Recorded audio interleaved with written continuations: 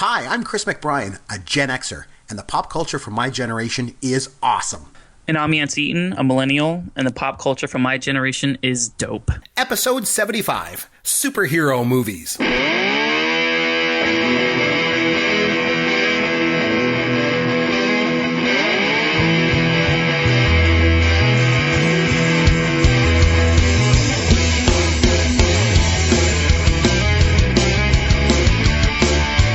Hey, Chris McBrien here, along with Yancy Eaton. It's Pop Goes Your World. Yancy, what's going on, my friend? Not a whole lot. How's things in Florida? Nice and warm? It's extremely warm. We're already into it's raining every single day and sometimes multiple days on end.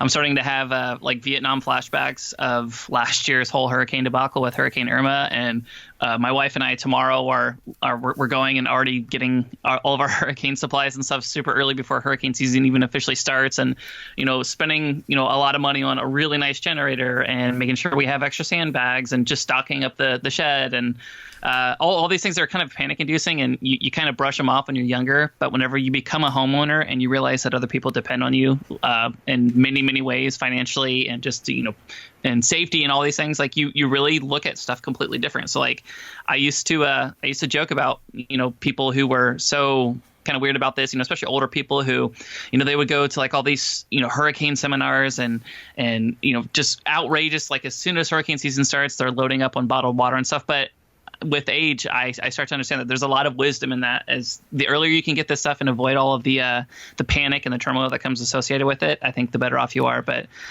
so the humidity is here, the weekly torrential downpours, the daily afternoon showers, that's all here. It's Florida. It's terrible. The state is awful, and if you guys live here, if you lived here long enough, you know what I'm talking about. It gets genuinely awful. But what's new with you, Chris? Well, you know what you need to do, and if you're worried about the hurricanes and stuff, just move to Canada.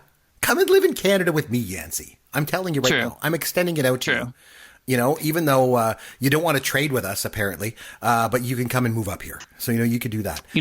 I was reading an article the other day, Chris, and they were talking about how the number one animal, or I'm sorry, how do I phrase this? The animal that has killed the most humans in North America over the last 25 years. Do you care to guess what it is? I don't know. What is it? It's the moose. Okay. And I know maybe you don't have a ton of them in your neck of the woods, but that's a pretty even trade-off as far as I'm concerned between hurricanes and you guys have moose, you guys have snow. I have to worry about frostbite. I have to shovel my snow, which I've never even seen snow. I don't want to do that. Like, it's not exactly paradise up there from what you've described to me. Yeah, you're worried about moose. Okay, listen, I hate to break this out. So we don't live in igloos. Moose do not walk around, on the streets, and we don't just eat pemmican all day. There's a big difference. I mean, I live in a city of 150,000 people, for crying out loud. Have you ever seen pictures of downtown Toronto? It looks like New York City, for crying out loud. I mean, come on, people thinking Canada, geez, you young kids. So, you got to move up here though. It's really nice. Really, I'm telling you. And not only do we don't have hurricanes, we've got universal health care. There's no demagogues. I'm telling you, this place is for you. You would like it here. But that being said, one thing that's been going on in my life, my son had a birthday. He turned 9. So I said, hey, what do you want to do for your birthday? So he said, the new Star Wars movie is out. Solo is out. So Daddy, what I want to do is I want to have a party with my friends, and we're all going to go and watch the movie Solo.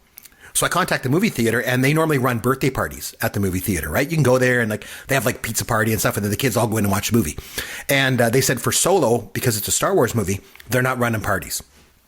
I guess it's too popular or whatever, so they just don't run parties for Star Wars movies or popular movies or whatever. So I said, okay, that's fine. Mm-hmm. So I just went online and I just bought a bunch of tickets. And the cool thing is you could designate your seats in the theater. So I picked a row and we're all together. So we know where our seats are. We don't have to worry about it. We all get to sit together. And so I took them up and we all got to watch Solo. Have you seen Solo yet? We always talk about Star Wars on this show. So have you seen Solo? I haven't. The initial plan was to see it last week. I had some stuff come up. Hopefully Tuesday or Wednesday I'm going to see it. Maybe we can even do a show on it at some point. But itching pretty bad to see it. Some of the mixed reviews. I'm trying to stay away from that stuff and spoilers and the trailers and stuff. But right. I mean, I hope you liked it, but I guess we could save that for another time. Maybe what we'll do is if you get a chance to watch it, we'll do, because we've done pretty much everything related to Star Wars on the show. So when you get a chance to watch it, we'll do a show on it. The only thing I will say is this, is that somebody asked me, they said, do you think that maybe they should stop making Star Wars movies now. And you want to know what my response to that is? They should have stopped making Star Wars movies in 1983. That's my answer. That's fired. You know me. I've been saying that all along. But anyway, let's get started with tonight, okay? I don't get excited about seeing a girl topless in a movie. Oh, no, she was going to make a pot for me. Oh, my God. Breasts are terrible. Women's bodies are disgusting. What school do you go to? You know, this is the culture that I've grown up in now where I'm more aware of. What was acceptable at the time and what people laughed at is different than what they laugh at now. That makes the hair stand up on the back of my neck. Was it over when the Germans bombed Pearl Harbor? Like, I don't personally get offended by anything. We are going to die. I hate to sound like the morality police or anything like that, but... Fat, drunk, and stupid is no way to go through life, son. Okay, so we decided we were going to take a look at superhero movies. And unlike a lot of our normal formatting that we do on the show, when we do a topic like this, we'll run down like a top 5 list, and we'll go back and forth. We'll say, my number 5 movie is this, my number 4 movie. We'll work our way up. We decided to do something a little bit different and just have a sort of a bit of a freeform conversation this week because... And I think this week is going to be an interesting one because I think you're going to be doing a lot of talking this week, Yancy, because when it comes to Gen X, there's really no superhero movies to speak of. I mean, like there's one, in 1978, Superman came out, right, with Christopher Reeve. That's pretty much it until 1989 when Batman came out, when Tim Burton came out with Batman. Other than that, there was no superhero movies. They just didn't exist. And the thing is, and kind of one of the reasons why we decided to look at this as a topic is I've just noticed this sort of just this plethora of superhero movies that are coming out in the millennial generation. Like every time I turn around, there's another one and another one and another one. And to me, you know me, I'm the grumpy old man that yells, "Get off my lawn." For me, it just seems like they're just all molding together into one movie that just keeps on going and going. And I can't discern one from the other or this or that. There's no originality in it. It's just all made for money.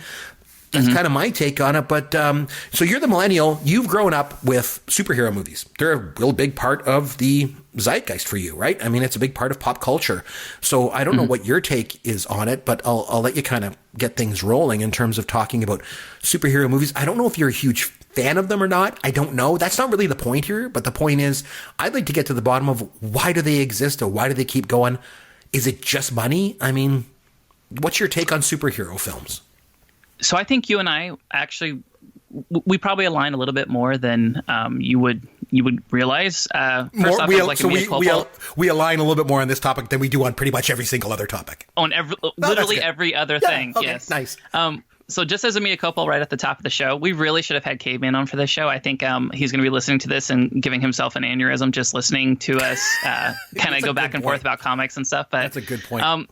So my relationship with comics, Chris, I know you've talked about before, like you've taken your sons and, you let them pick out comic book movies and you kind of grew up with comic books a little bit. I didn't have that relationship with comics at all. Okay. I didn't grow up with them. I never owned any. I didn't have family members that did, with the exception of one of my cousins. He still kind of collects comic books, but that's never really something that I grew up in. And it made me kind of think about just how critical your upbringing is. I'm not saying that I was deprived because my parents weren't into comic books. There's a million other things that they introduced me to, but it really is interesting, like how much influence your parents can have on you from an early age. And if that's something you're just introduced to, you just don't get into it really oftentimes. Like you don't find things. One lone exception for me would be baseball, for instance. None of my family, I've told you this before, has any interest in baseball whatsoever. Never talked about it, never watched it. I don't think we may have gone to one or two minor league games, like on a whim when I was a child, but I never played in Little League. I never played in middle school, high school, nothing like that. And I found baseball as an adult. And over the last couple of years, I became completely obsessed with it on my own. With comic book movies, it was never really something that I was super interested. I thought like maybe Spider-Man was cool, but I wasn't really into any of these comic book franchises. I wasn't the guy that was, anticipating all these movies coming out. And I definitely agree with what you're saying about how there's just so many movies now where it seems like a vast majority of the big blockbuster movie releases that you see coming out are all comic book related. They're all superhero movies. And me as somebody who's not super into that, and I have friends and coworkers who are, I get such fatigue with this where like I used to feel like, okay, Iron Man 2 is coming out. I saw Iron Man 1. So, I have to make sure that I go back and watch the movie. And then I'm going to be up to date with Iron Man 2 so I can talk about it with all my friends now. And it's gotten to a point where if I'm not catching a big comic book movie or, a new release or something, I'm kind of okay with it. Black Panther, for instance, came out this year, and it was one of the more critically acclaimed comic book movies of the last, half dozen years or so. And, it was talked about for a couple of weeks, and then it kind of, fell into the ether, and nobody really talks about it anymore. I mean, just this year, we had Black Panther, we had Avengers Infinity War. I'm kind of reading this off of the list right here. Deadpool 2 just came out. Ant-Man and the Wasp is scheduled to come out later this year. We have Aquaman coming out, like all these different characters, these little one-offs, and there's too much to follow. And I do think you kind of touched on this a little bit, Chris. It is a little bit of a money grab. It's actually a lot of a money grab. A lot of these films, I feel like personally, and even I think Caveman, somebody who loves these films, can kind of back me up on is it's really hard to gauge if it's going to be a legitimate movie with a ton of resources put behind it as far as the production quality, the casting, the script writing. You don't know if it's going to be a classic. And I think even you'll admit, like The Dark Knight, for instance, that's one of the best comic book movies of all time, one of the best superhero movies ever made. It is a genuinely good movie from top to bottom. However, then you have movies that are complete throwaways that the production companies are just using that likeness and putting very little intellectual property behind it, very little, actual resources. And they make these throwaway movies knowing that they do have such an avid fan base that people are going to come out and support them. So I know I'm kind of like throwing out like multiple things at once, but I think as a whole, Chris, like as somebody who never grew up with comic book movies, I don't have an intimate relationship with them. And now just seeing this onslaught, this constant barrage of comic book movies and, these universe building, and every movie is just like a setup to another movie where there's multiple characters and creating this universe where somehow everybody is intertwined and you can build spin-offs and different characters and these groups of superheroes and these groups. And it's just too much for me to follow. And honestly, it's become exhaustive to me. I don't know how to segue back to you, but this is how we'll segue back. Congratulations. I agree with you. Okay, so the one thing, the big takeaway from what you said for me is it's all too much. It's all too much. It's Avengers and Avengers Infinity War, and it's Marvel, and it's Civil War, and it's this, and it's that, and it's like, I just don't know. They just all blend together into one, and I just don't understand it. Now, going back to the thing you mentioned about comic books, yes, I did kind of grow up with comic books, but the interesting thing is, and maybe this has something to do with it, like maybe if you grow up with comic books and you love the superheroes in the comic books, then I guess you take to these movies a bit more. But the thing is, as much as I did like comic books when I was a kid, I liked comic books that were based on movies. So like I loved reading Star Wars, the comic version, and like Raiders of the Lost Ark, the comic version, loved all that stuff. But when it came to comics themselves, I never liked the superhero stuff. Like I never read X-Men or Spider-Man or Superman or any of that stuff. I didn't. And I know, Okay. I know this is you're going to think I'm a total, idiot, and, I'm going to get tweets and stuff about how I'm such a nerd, but I like the funny stuff. I've always enjoyed comedy. So I like the funny stuff. When I was a kid, I liked reading Richie Rich and Archie, and I liked all the funny ones. That's what I was into. I didn't read any of the other stuff. And I don't think I'm the only one, because when I took my son my son's into it as well, because, he likes, what I've kind of introduced him to. So he likes reading Richie Rich and Archie and all the fun stuff. And when I took him down to Fan Expo, we went and we were walking around and we're talking to all these big comic vendors, right? And my son's like, do you have any Richie Riches? And the guy, this guy is running the biggest comic book thing that's at the expo. It's huge, right? And my son walks up to the guy and goes, do you have Richie Rich? And he looks at him and he kind of looks around he's like, man, you don't say that. You know what I mean? That's like verboten. You know what I mean? Like, you're here for the superheroes, right? And so then he looks at him and he goes, come here. And he gets him, pulls him over. And I thought, oh, he's going to almost chide him for don't mention Richie Rich around here. That's, bad, right? He's like, come here. He reaches under the table and he pulls out a Richie Rich and he hands it to my son. He goes, I got one. You can have it for free on one condition. Don't tell anybody. Richie Rich was my favorite when I was a kid too. And I was like, that's so awesome. So we're not the only ones. See, there's some of those kind of comic nerds like me out there. So yeah. So you mentioned that I like comic books and therefore would like but I didn't like those kind of comic books. Go figure. So what's interesting, Chris? You actually, I don't even know if you remember this. We've done so many of these podcasts at this point, but we had a little bit of a debate, which I know is huge for us. That doesn't happen either. Never. We had a debate many, many episodes ago, dozens of episodes ago, and we were talking about movie soundtracks. And yes, I mentioned I mentioned the Interstellar soundtrack, right? Yes. And you said that's not a soundtrack, that's a score. Yes. And because there's no singing in it. Yep. Yeah, you weren't wrong. And I was like, you know what, Chris? I'm like, before you said that, I never even really considered the fact that there were two differences between those. And like what you were just talking about with Archie versus like actual hero movies, I never even make the distinction that, yeah, there's comics, but that doesn't mean all comics are superhero movies. That shows you I have such a basic, entry level understanding of comics as a whole, despite the fact that there's such a huge genre and it's such a big built-in world with an avid fan base that that's never even something that I thought about. You know what I mean? It's not something that I'm consciously aware of. Like, where are all the Archie movies? Like, I know that there's a spinoff on Netflix right now. It's called Riverdale. It's from it's based on it's live action. I watched a couple episodes. It's okay, but there's not that market demand apparently for those types of old school comics that weren't superhero movies. You just see these superhero movies, and I will say, like, this kind of feels like Bitcoin. This kind of feels like the real estate bubble in 2007. It kind of feels like this is going to be so much oversaturation that you're going to see the market kind of pull back a little bit. You know what I mean? I think you're going to see, as like I mentioned before, like movies like an Aquabat or Ant-Man 2, movies where these characters aren't as compelling as standalone characters as maybe the these marketing companies or these studios want to believe. You're going to see some flops. You're going to see some Waterworld 2.0s kind of come out and cost these studios tons of money, and maybe we'll start seeing like a gradual like rescindance of all of these movies and maybe less franchises and actual more resources put behind the few bigger characters that they do. I don't know if that's necessarily a good thing for movies or not. Like, I don't know if the answer is ever let's just have less of something or let's just completely kill things. I like having choices and options, but man, I would really love to see more blockbusters put into something that's a little bit more I don't know.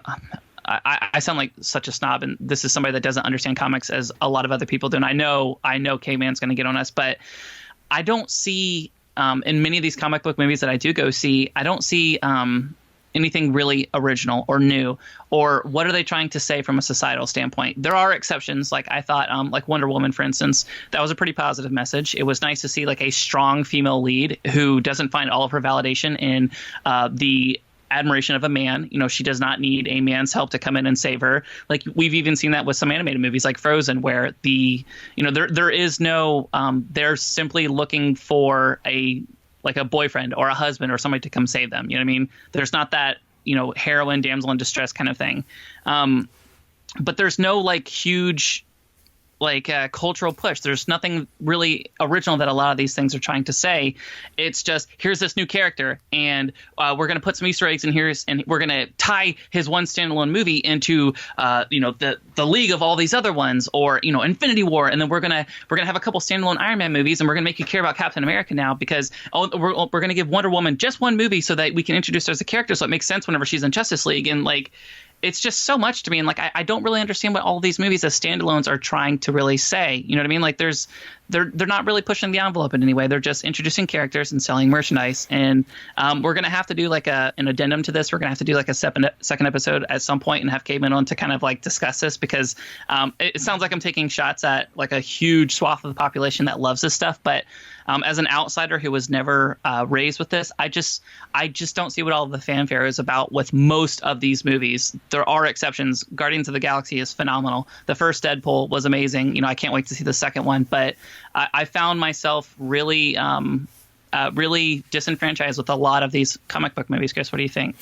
So a couple things that you mentioned, how there's a plethora of this stuff and an oversaturation. And we see that with millennial stuff, other than just superhero movies. It's like, and this is going to hit a nerve, but like Pokemon is like that to me. It's just like an oversaturation of this stuff. And then when Pokemon Go came out, it went like crazy, and now it's like gone. But anyway, sorry if I hit a nerve with you on that one. So here's my big takeaway. Okay, is the biggest difference between Generation X and millennials when it comes to this kind of stuff is that the millennial generation, and that's you, Yancy, you guys are obsessed with the origin story. And I just don't understand it. I don't get it. It's like, why? Just let it go. Whereas Gen X, we didn't care about that stuff. It's like, we can take something as, you know what a movie is? A movie is a snippet in time. It's like a photograph. It's just a snapshot in time. There's things that happen before and there's things that happen after. But the movie is about what happens from the beginning to the end. And that's it. It's telling one story. And that's the way it used to always be. There was a very linear storytelling, narrative. And then now it's like millennials are obsessed with what about the backstory? And this all started, I'm just going back again. This is going all the way back to the friggin' Star Wars prequels, because that's all that was about. Oh, let's go back and tell the story of what happened and how nobody gives a shit. That's the thing, is people don't care about that. Like, you really care that Darth Vader was a young kid running around yelling, yippee? No, you don't care about that. I wouldn't care how he got... The only two things I really kind of cared about was maybe how did he get all those scars and the breathing? What happened to it? Other than that, like, you take three movies to tell me that story? I don't think so. Mm-hmm. So this idea of the origin story, you got to admit, is like pervasive in millennials, right? No, I completely agree. That's a really strong point. And I've had discussions too with people where, say we did go see The Force Awakens or The Last Jedi. All anybody wants to talk about is like, so who do you think, who do you think Daisy Ridley's character's, parents are? Who do you think is, what is Finn's origin story? I'm like, I don't want to say I don't care, but why is like the main thing that we're focusing on is like, who are these people's parents and where did they come from? Why does it matter? Like, you know what I'm saying? Like, I don't care. I don't care who Boba Fett's, what his origin story is. I just care that he's cool and he's in the movie now. You know what I mean? It's such a distraction because like, and they're pandering to the audience a little bit because like you said, there is such an obsession with the origin story that every movie now is literally just about putting in little pieces, little breadcrumbs to build out other movies. Every single movie is just an advertisement and a setup for other movies. That's what it's about. As soon as a movie comes out, you can go on YouTube and you can type in the newest comic book movie that comes out and type in Easter eggs. And all it is them just trying to dissect little pieces of information that the writers put into it that's going to tell you what's going to happen with the next movie, or it's going to tie into the one before it.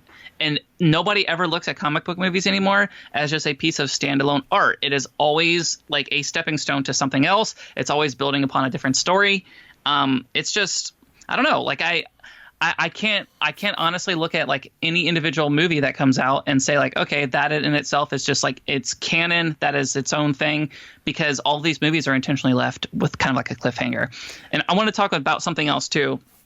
So with comic book movies, I know this isn't with all of them, but with the vast majority of them, what kind of seems weird to me is, so you have a character like a Spider-Man. Okay, I'm not sure what year Spider-Man originally came out. I mean, I can probably Google it really quickly while I stall, but Spider-Man's been around for a long time, and it's been, decades and decades that he's had.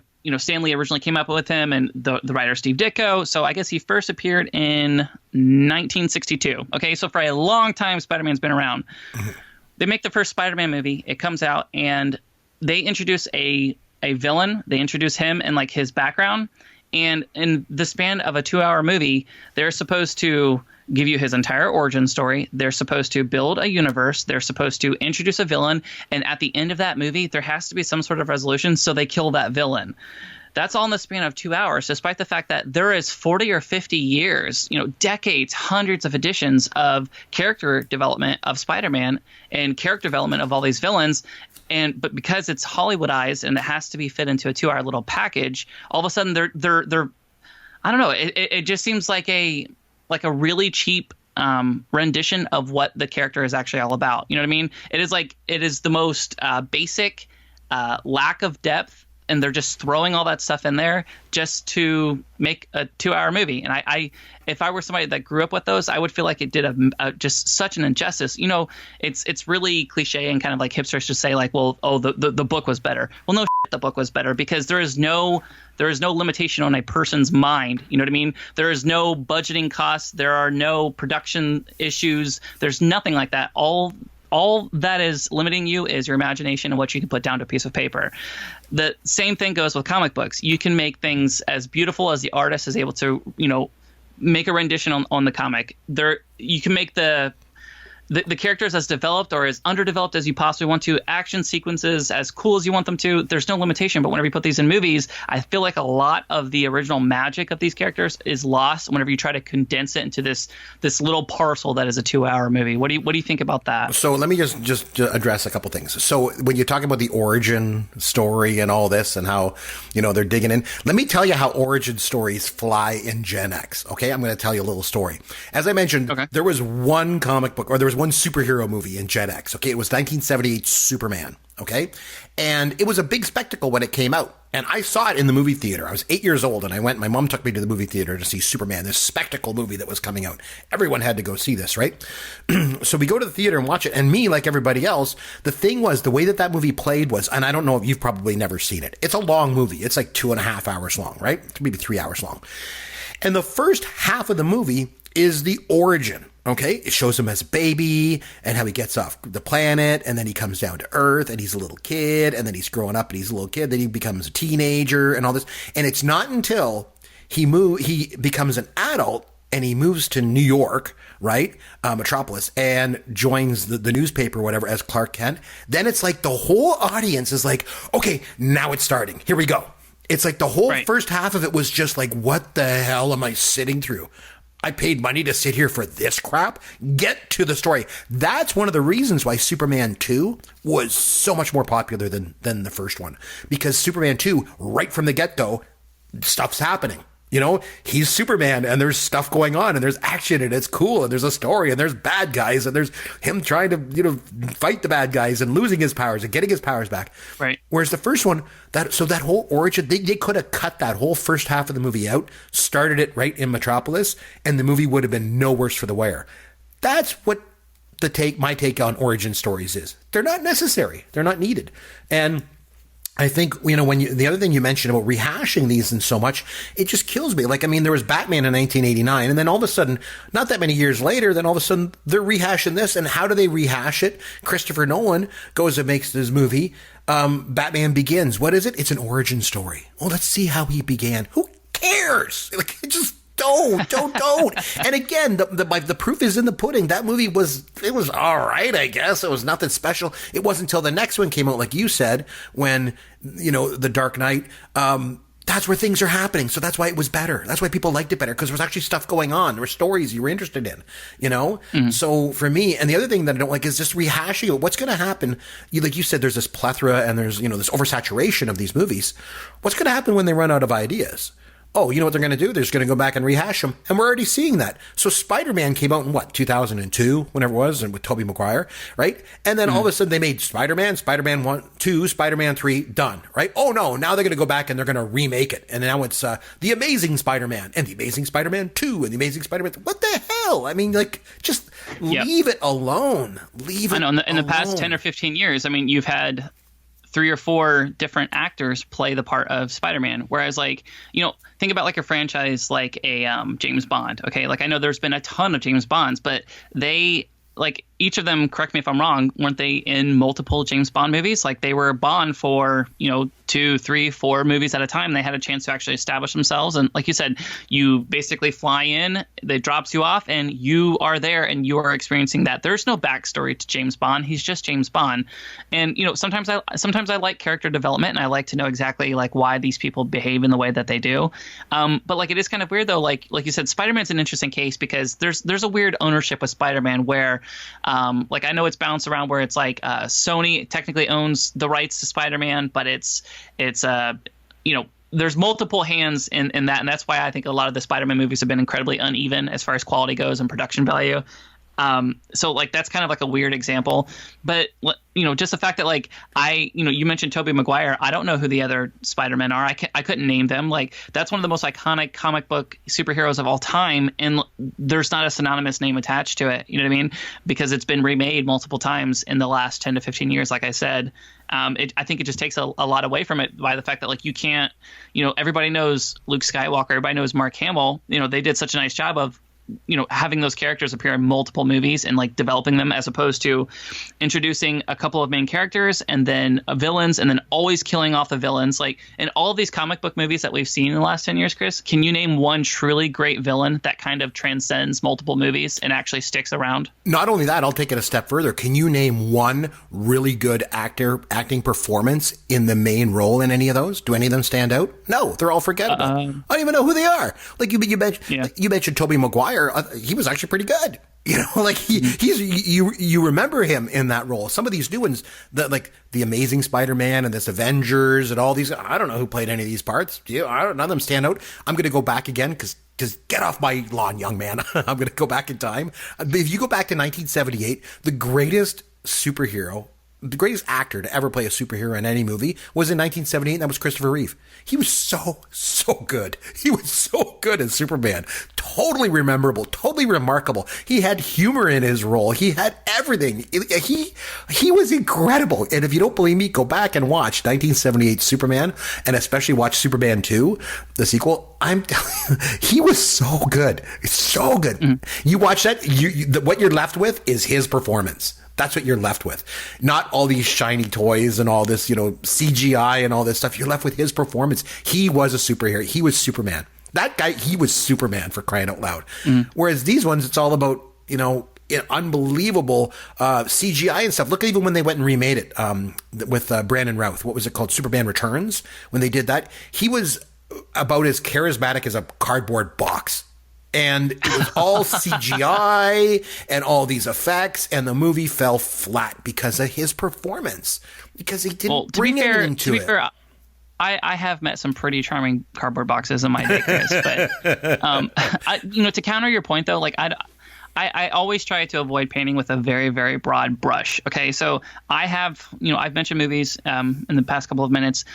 Comic book superhero type movies that were incredibly good as standalone pieces of art. Like I thought Watchmen from a couple of years ago, while it wasn't a perfect movie, I thought it was actually really, really cool. It was based off of the graphic novel that's, one of the best novels of the last 200 years easily. It is absolutely fantastic. Like Logan, starring Hugh Jackman in 2017, that was a comic book movie where they, the studios actually took a huge risk, and it was a rated R movie, and it was amazing. You want to talk about just really believable, visceral, raw, just painfully brutal, just acting and the things that happen in that is comic books aside, even if you didn't know anything about the entire franchise and all the movies leading up to it, all of the different X-Men movies, that movie in itself is art by itself. It is absolutely fantastic. I mentioned Wonder Woman, not a perfect film, but compared to some of the other, productions that we've seen rolled out, actually like a really, really good movie. Even from like a comedic standpoint, the original Guardians of the Galaxy, the second one that just came out in 2017 was fine, but the first one, I had never heard of the franchise before in my entire life. I took my wife to see it in theaters just because, I don't know, we just wanted to go out, and so we picked a movie and was completely blown away by how smart and funny and just like a really original movie it was. So I'm not going to, completely brush aside the entire genre as a whole, because there's a lot of really good, ones kind of mixed in it. The problem lies in somebody like me, who's a layman when it comes to comic books and superheroes as a whole. I don't know how to discern the good movies from the bad movies ahead of time. I don't know what I'm getting myself into. And I've kind of taken a step back from going to all these releases just because, I went and saw the Fantastic Four from a couple of years ago. And I'm not sure what the Rotten Tomatoes is on it, but I'm not kidding, Chris. It was literally one of the worst movies I have ever seen in my entire life. I watched Suicide Squad with my wife. Didn't watch it in theaters, but we I think we rented it from the library or something, actually. Chris, I'm not kidding. This is something that has Robbie Margot. It has like Will Smith. It has all these insane actors, this huge budget, just tons of marketing and just so much behind it. And it is literally one of the worst movies I have ever seen. So it's like, how do we know? It's like as a random consumer, you know what I mean? Like if I'm a 29-year-old guy that has zero interest in comics, if I'm how old are you, Chris? 52? Close. I'm 48. Yep. 48. Sorry, I thought you were close to my parents' age. No. Sorry, I'm not trying to shun you or anything. Make you That's okay. mad. But that's okay. I'll be lucky if I make it to the end of the podcast. I'm so old. There you go. I have to keep checking on you just to make sure that you're safe. Chris, are you alive? Yeah. I'm still here. Hold on. Yeah, I'm still here. I'm holding on. Yeah. But like, how are you supposed to discern like which of these movies has value? You know what I mean? Like, which one of these are okay? You want to know? You want to know Yeah. how you know which ones are good? Go back and watch Superman from 1978, and then when you're done with that, go back and watch Batman from 1989. We've talked about The Dark Knight on this show before. We even reviewed it once, and yes, as you mentioned tonight, it was good, and it was probably one of the best of this genre of superhero movies from the millennial generation, but it's still not as good as Tim Burton's 1989 Batman. It's not even close. Tim Burton's 1989 Batman was way better. And of course I'm going to say that because I'm the old 52-year-old who's just yelling at kids. But no, it really is. You want to know what a good superhero movie is? Go back and watch that. That's how you discern it. So I have a question for you. All this being said, sure. we've kind of ripped on superhero movies pretty much. But in order to wrap things up, what's your favorite superhero movie of all time? Do you have one? I think it's The Dark Knight. No, that's a fair one. That's a fair. I do. And you like it for all the reasons why we reviewed it. If you want to go back, you can listen to that show. I'm not sure what the episode number. You have to go back and check it on the website. But we reviewed that show. Mine is Superman 2. Okay? Mm-hmm. It was awesome, man. I'm telling you, it was so good. Right from the get-go, they're just flying. It's like all stuff's going on. The bad guys in it, there's like General Zod and Ursa Non. Oh, they're so good. It's a tie-in from the original movie. They were like banished out into space, and then they broke free and they came to Earth, and it's Superman 2 is so good. And again, it's in a way you kind of look at it, especially from you, Yancy, if I made you go back and watch it, maybe I'll do that on one of our future episodes. I'll make you watch the show and let me know what you think.